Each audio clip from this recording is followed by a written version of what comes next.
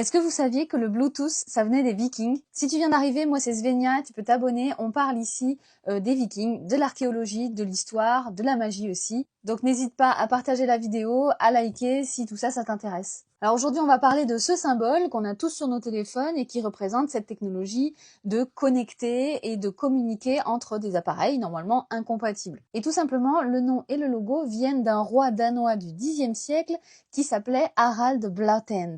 On pourrait traduire son nom par Harald à la dent bleue. Il était réputé pour avoir les dents gâtées, avec des caries partout. Donc en anglais, ça donne Bluetooth. Et pour la petite histoire, c'est en 1997 que deux ingénieurs de chez Intel et Ericsson vont commencer à travailler sur un projet de grande ampleur. Le projet, c'est de permettre la connexion entre des téléphones et des ordinateurs, par exemple.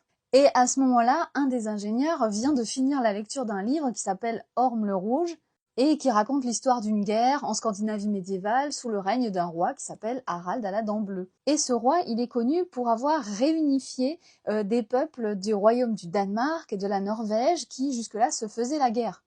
Donc les ingénieurs, ils ont choisi ce nom comme un nom de code pour le projet à la base. Ils ont même créé un visuel de pierre runique avec un roi Harald qui tient un ordinateur et un téléphone dans chaque main.